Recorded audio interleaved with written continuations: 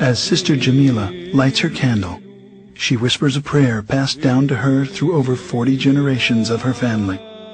The rising smoke carries her prayer high into the heavens. She is a member of the original Christian church, started almost 2,000 years ago.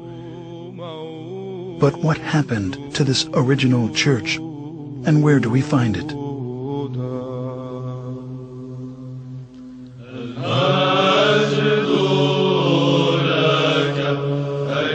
At that time, those believers in Jesus Christ joined together with the apostles, establishing the first organized church community in the city of Antioch. It is there in Antioch that they were first called Christians, as stated in Acts 11:25.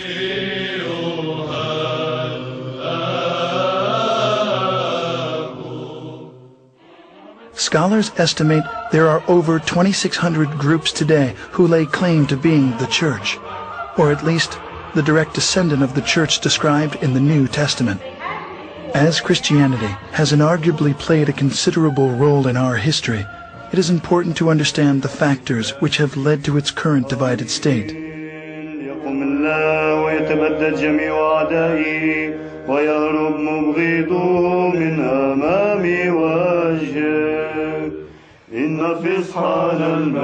With the birth of the Church of Jesus Christ at Pentecost, the apostles made many missionary journeys. Over time, 5 patriarchates were established in Antioch, Jerusalem, Rome, Alexandria, and Constantinople. The apostle Peter was the first bishop of Antioch. 12 years later, he became the first bishop of Rome, leaving the apostle Paul as the head of the Antiochian church, while James, the brother of Jesus, was the first bishop of Jerusalem. Even though they were in full communion with one another, disputes arose over the adherence to the Old Testament law. James gave the solution to settle all doctrinal and moral issues through ecumenical councils, and the church flourished for 1,054 years. The first council was known as the Council of Jerusalem, as documented in Acts 15. In the history of the Christian Church, we find scores of such councils, establishing its canon laws, which the Orthodox regard as the faith of the apostles, faith of the fathers, faith of the Orthodox, the faith which has established the universe.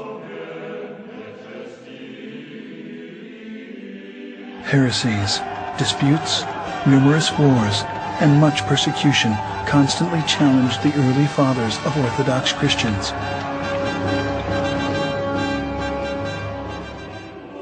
But because the church was unified, it continued to survive. At the Ecumenical Council in 325 at Nicaea, the bishops decided they needed a creed. After much prayer and some 90 years, what's known today as the Nicene Creed was finally written.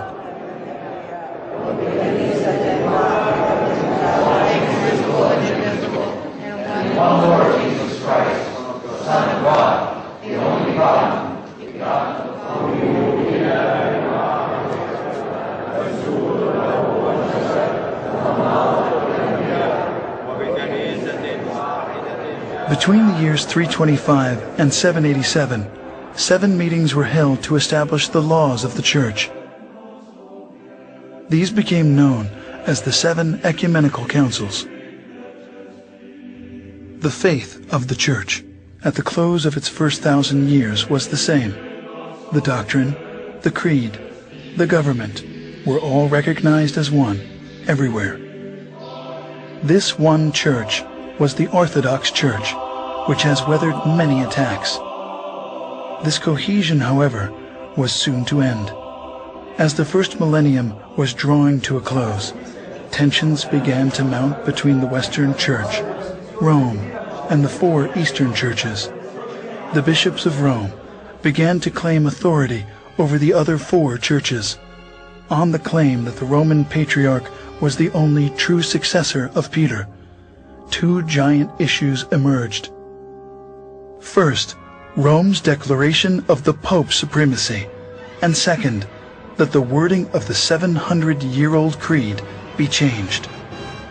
As disunity led to conflict, a cardinal was sent by the Roman bishop to slap a document on the altar of the church in Constantinople during a Sunday worship, excommunicating the Patriarch of Constantinople from the church. The final consequences of these tragic events was a massive split. The Great Schism occurred in the year 1054. Pursuing his claim of universal headship of the church, the Patriarch of Rome broke from the other 4 churches, creating the Roman Catholic Church, independent of the